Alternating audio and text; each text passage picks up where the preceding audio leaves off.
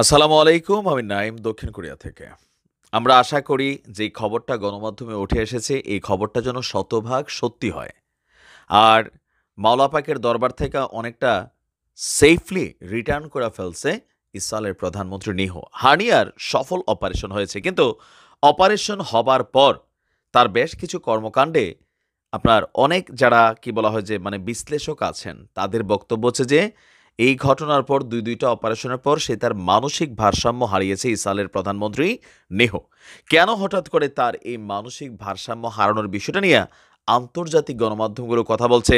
বিশেষ করে ইরানের পররাষ্ট্রমন্ত্রী বা ইরান সরকার এর পাশাপাশি আরও অনেক রাষ্ট্রের যারা কি বলা হয় যে যারা বিশ্লেষক আছেন, তারা মনে করছেন যে এই মুহূর্তে মানসিক ভারসাম্যটা স্থিতিশীল না। মানে সুস্থ মানুষ যেভাবে চিন্তা করে ঐরকম না। দর্শক, মাত্র ২ দিন আগে কি বলা হয় যে এই ইসরায়েলের প্রধানমন্ত্রী নিহুর হার্নিয়ার অপারেশন হয়েছে। অপারেশনটি সফল হয়েছে। এই মুহূর্তে সে ডাক্তারের নিবিড় পর্যবেক্ষণে আছেন। কিন্তু সেই নিবিড় পর্যবেক্ষণের জায়গা থেকেও নির্দেশ দিচ্ছেন। কিন্তু এই অবস্থায় সে যে নির্দেশগুলা দিছে, তার নির্দেশে ইসরায়েলের সেনাবাহিনী যে ঘটনা ঘটিয়েছে, এটা নিয়ে প্রত্যেকেরই একটা প্রশ্ন, সে কি আসলে মানসিকভাবে সুস্থ আছে কিনা? কারণ এবার ইসরায়েলের সাথে ইরানের প্রত্যক্ষভাবে যুদ্ধ লাগানোর জন্যই একটা কর্ম সে কইরা বসছে। আমিও চাই ইসরায়েল এবং ইরান যুদ্ধটা আসলেই লাগুক। কারণ ইরান যেভাবে আছে পেছনে, আমার মনে হয় যে এবার প্রকাশ্যে আসা উচিত। কারণ ইরানরে কিন্তু ঠুইকা দিছে। আপনাদের যে সিরিয়ায় অবস্থিত ইরানের যে কনসুলেট ভবন, সেটাকে গুড়িয়ে দিয়েছে ইসরায়েলি সেনাবাহিনী নেহুর নির্দেশে।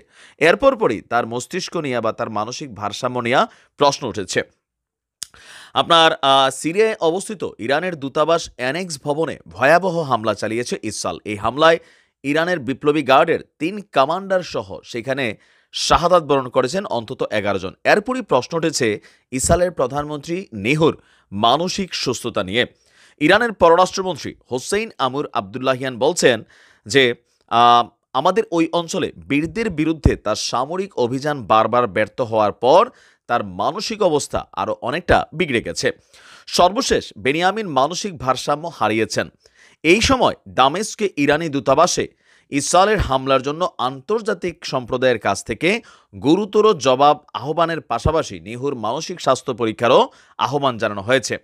ইরানের পররাষ্ট্র মন্ত্রণালয় বলছে যে এইটার প্রতিক্রিয়া এবং শাস্তি কি হবে সেটা আসলে ইরান সিদ্ধান্ত নেবে যে কিভাবে ইসরায়েলকে এর জবাব দেওয়া হবে। এদিকে সিরিয়ার প্রতিরক্ষা মন্ত্রণালয় বলছে ইসরায়েলি হামলায় ইরানের দূতাবাস ভবনটি পুরোপুরি ধসে গেছে। ভবনের ভেতর যারা ছিলেন সবাই আহত এবং নিহত হয়েছেন। তবে ইরানি রাষ্ট্রদূত হোসেন আকবরী এবং তাদের পরিবারের সবাই অক্ষত, কারণ ঘটনার দিন তারা ওইখানে ছিল না। এর পাশাপাশি রাফাতে ঈদের পরে যে অভিযান পরিচালনার সিদ্ধান্তে অনড় অবস্থান নিয়ে রাখছে আপনার নেহ, তার এই সিদ্ধান্তের জন্য মানবাধিকার সংস্থাগুলো প্রশ্ন তুলেছে সে কতটুকু মানসিকভাবে সুস্থ আছে। সর্বশেষ আমেরিকার একটা এনজিও তারা কিন্তু সেখানে আমাদের ওই অঞ্চলে গিয়েছিল মানুষকে খাবার দিতে। সেই এনজিওর উপর হামলা চালাইছে।